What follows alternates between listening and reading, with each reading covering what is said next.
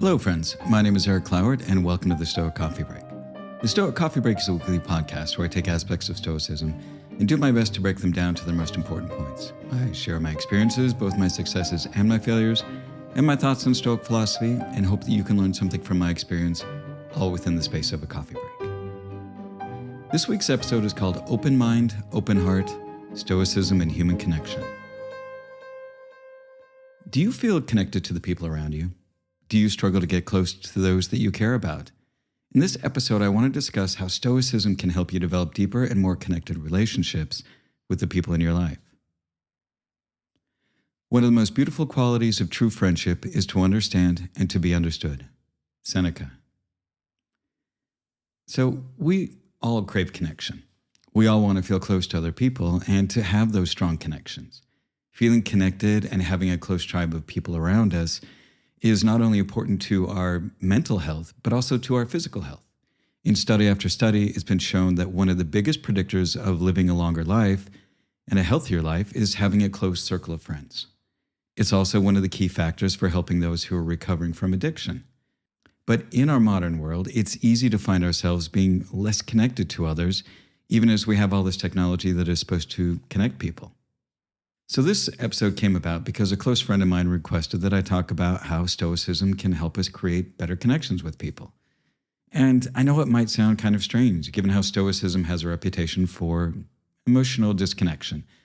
But that's where really understanding how Stoics view emotions and control is incredibly important. First, let's talk about the Stoic theory of emotions. So the Stoics have a theory of emotions called apatheia. Now, apatheia, not to be confused with the English word apathy, is a Greek word that comes from a, meaning without, and pathos, meaning suffering or passion. Now, the definition of passion in this context means negative emotions such as anger or extreme sadness. So the Stoics believe that we should do our best to remove negative emotions in our lives because they cause unnecessary suffering. The Stoics hold that we have negative emotions in our lives because of our misjudgments about events and circumstances around us. As Epictetus reminds us, it's not things that cause our distress, but our judgments about them.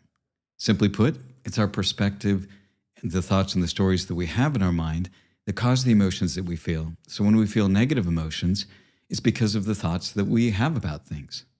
But wait, you ask, you mean to tell me that if I feel angry or upset or sad is because I decided to feel that way? Well, yes.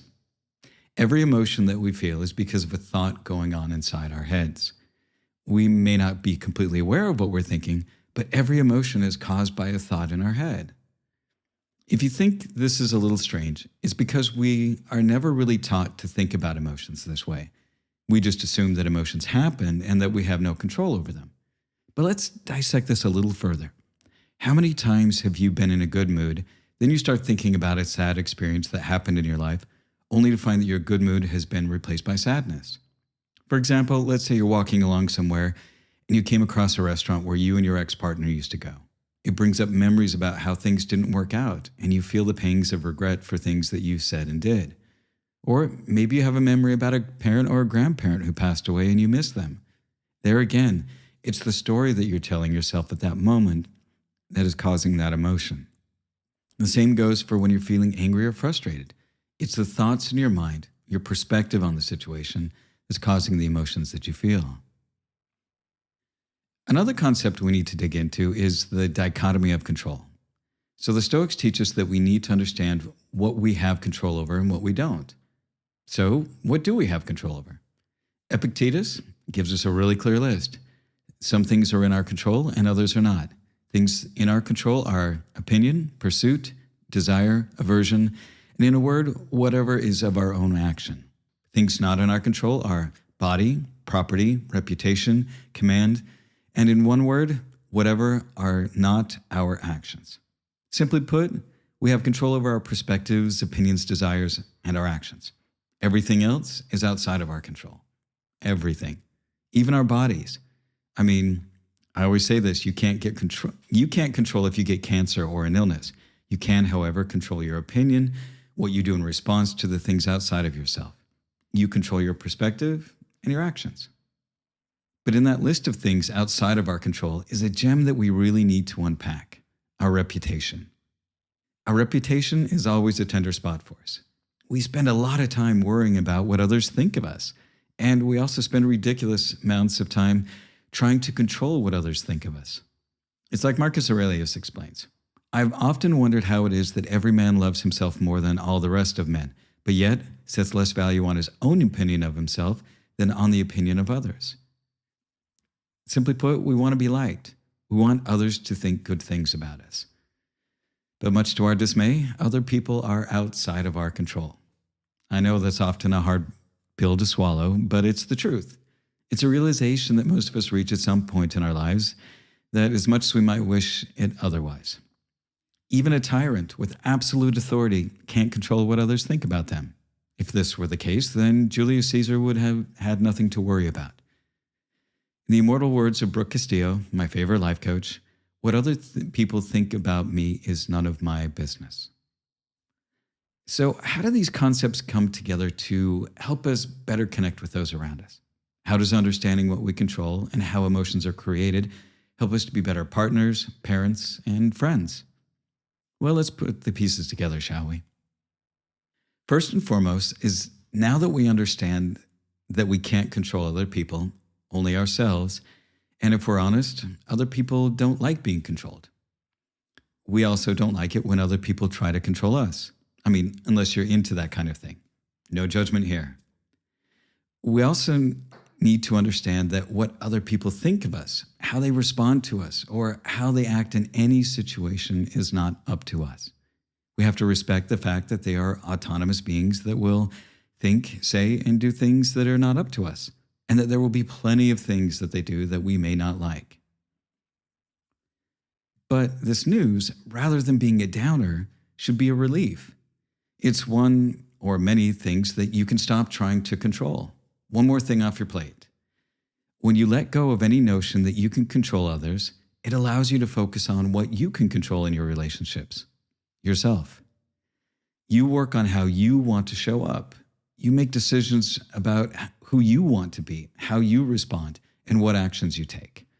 You take responsibility for your thoughts, choices, and actions, and let others be responsible for theirs. This newfound freedom allows us to be authentically ourselves. This is especially liberating for people pleasers because we stop worrying about if what we say is the right thing to get the other person to like us. When we try to figure out the right thing to say, in a sense, we're lying and trying to manipulate others. If they don't like what we have to say, how we feel about it is their responsibility, not ours. Now, keep in mind, this doesn't mean that you can say whatever you want and be free of consequences. It simply means that you aren't responsible for their emotions. We should still be kind and compassionate, but we should also be honest, communicate clearly, and most importantly, take responsibility for our emotions. Now, as humans, we often try to control others through emotional manipulation by blaming others for how we feel and expecting them to change to suit us. By taking responsibility for our own emotions and actions and not taking on the responsibility for others' emotions and actions, we're better able to set boundaries for ourselves. We decide how we allow others to treat us, because the flip side of not controlling others is that others can't control us either, unless we let them. While we're talking about boundaries, remember that boundaries are not telling the other person what to do. Remember that part about not controlling other people? Setting boundaries is all about letting the other person know how you will respond. You're taking control of what you can, namely yourself. So, where does apatheia fit into this? Well, I'm glad you asked. Relationships are challenging because they're all about emotional connections. How we feel about events and circumstances are created by what we think of them. What we think of other people is exactly the same. We make judgments and form opinions about others which create the emotions that we feel about them. For example, I loved my father, even though he was often violent and angry when I was growing up. But now I try to focus on the things that I loved about him. His humor, his intelligence, his curiosity, and at times, even his kindness. I also accept that he was a conflicted and complicated person dealing with his own demons. I choose what I think and feel about him without having to change who he was since he passed away when I was 24. It's not delusional or ignoring his actions, but a rational and deliberate choice from my side to love him as the wonderful and deeply flawed person that he was. Apatheia also means that we have a choice in how we interpret what others do or say in our relationships. We often take our emotional reaction to a situation and create stories in our minds about what it means. We make assumptions, assign motives to others' actions based upon our observations, and often we're wrong. If we can suspend our judgments, we have some space to think about the situation and try to shift to a more compassionate perspective. We can begin to see how our emotions might be clouding our judgments. Now, this doesn't mean that we ignore emotions. Emotions are very important signals that have kept humans alive throughout history. But often we feel something really strongly, usually because of some kind of fear, and we react to it. But sometimes our nervous system doesn't do a good job of distinguishing between some of our base emotions. There's a big difference between the fear of disappointing a partner or a friend and being chased by a saber-toothed tiger. If we're not in any mortal danger, taking a moment to consider how we're feeling and choosing how we want to respond can keep a disagreement from spiraling into something worse. Now, probably the best thing that controlling what you can and being aware of your thoughts as the creators of our emotions, an area where this can help us the most is when we want to be vulnerable with other people. I know that sounds strange, but hear me out. Being vulnerable is one of the most important aspects of connecting with others at an emotional level. The more honest and vulnerable we can be with others, the more trust it creates for both people involved and the stronger the connection. Being vulnerable can feel very scary. When we share something that is important and a bit raw for us, we're worried about what the other person might think about us. Will they hate us? Will they laugh at us? It's uncomfortable to say the least.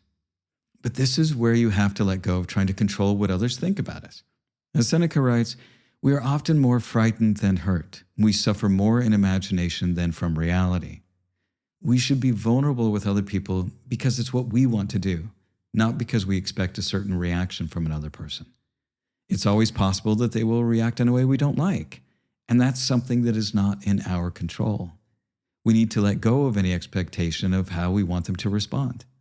As Epictetus reminds us, the more we value things outside of our control, the less control we have. When we're vulnerable with somebody and they don't respond how we want, we also have to remember that what we feel about their response is coming from our thoughts about it. This is what Epictetus meant when he said, it's not events that disturb people, it's their judgments concerning them. Basically, we create a story about what their response means. If you share something vulnerable without attachment to any particular response, then you allow the other person to genuinely share how they feel about something as well. Letting go of expectations can really go a long way in fostering vulnerability on both sides. In conclusion, connection with others is one of the most important things for us as humans.